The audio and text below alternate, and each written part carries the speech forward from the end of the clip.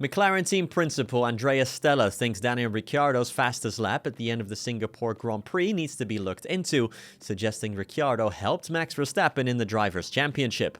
Stella never outright accused Red Bull and VCarb of any wrongdoing or collusion, but does think it is odd Ricciardo pitted for softs on the penultimate lap when running 18th. Thanks for tuning in to another GPFans news video. Make sure to subscribe down below to stay up to date on all the latest F1 news, and please hit the like button as well. It helps us out a bunch. In what could turn out to be Daniel Ricciardo's final race in Formula 1, the Australian did not have his most memorable outing at the Marina Bay Street circuit. He started and finished comfortably outside of the points, but was granted an extra pit stop at the end of the race to go and set the fastest lap. McLaren were not fans of this decision, as Lando Norris was holding the fastest lap up until that point, which would have brought him another point closer to Max Verstappen in the Drivers' Championship. Stella has no evidence, but suggests there could be foul play between the two sister teams. This needs to be definitely addressed, but at no point I have elements to now say RB went for the fastest lap to support the Red Bull. I just find it a little, peculiar. I did not see it coming. I was a little surprised that the highest priority of RB racing in Singapore was to go and score the fastest lap of the race. I think we just have to work harder to make sure that this, the Constructors' Championship, doesn't come down to a point. At the same time, I have so much sympathy, support and friendship with Daniel that I'm just happy that he may add this fastest lap to his track record.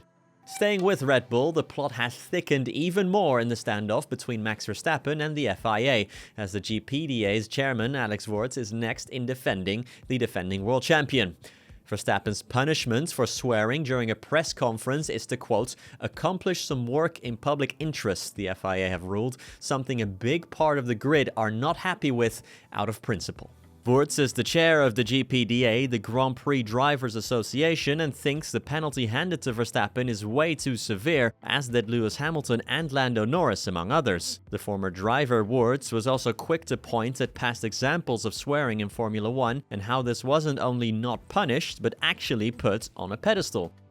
How many lifetime community services would Günther Steiner have to serve for using the F-word? He was glorified for using the F-word. Netflix broadcast this worldwide, no problem. But then suddenly to change like that? I think drivers have to be allowed to express themselves authentically to some extent. Of course, it shouldn't be personally offensive and it shouldn't be discriminatory either. They've all come a long way in that regard. So, for me personally, the penalty is too severe. I have to officially say that we will of course discuss it internally, first reach a full consensus, and then we will consider whether and in what form we will talk to the FIA and the president. While McLaren are worried about Red Bull themselves are worried about the sheer pace difference between them and McLaren. Red Bull advisor Dr. Helmut Marko is nervous over the sheer difference on Sunday evening between the teams from Woking and Milton Keynes, as Norris finished over 20 seconds ahead of Verstappen. For the first time this season, Lando Norris actually kept his lead in the second lap after starting from pole position. Not only did he do this, but Norris quickly pulled a big gap between himself and the field, and despite two close calls, finished a long way ahead of the trailing Verstappen. Marko said ahead of the Grand Prix that he was not expecting anything from the weekend at the Marina Bay Street circuit, but even so, the Austrian was astonished by the pace difference. It's incredible how he, Lando Norris, just drove off. Our deficit is alarming. We are in urgent need of more performance. Thank God we now have 4 weeks to work on that. A lot has to happen in that time. Speaking of Red Bull's deficit to McLaren, let's have a look at the updated constructor standings after 18 rounds of the 2024 Formula 1 season.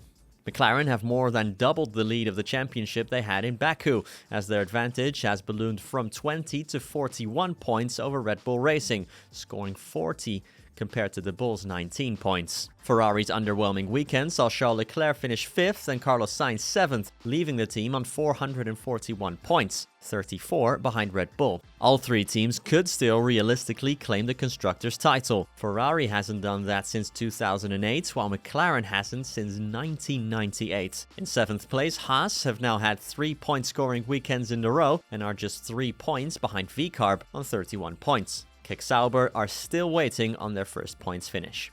That's it for another news video. Do you think there was foul play between Red Bull and VCarb? And is Dr. Marco right in being alarmed? Or can Verstappen hold on to the title?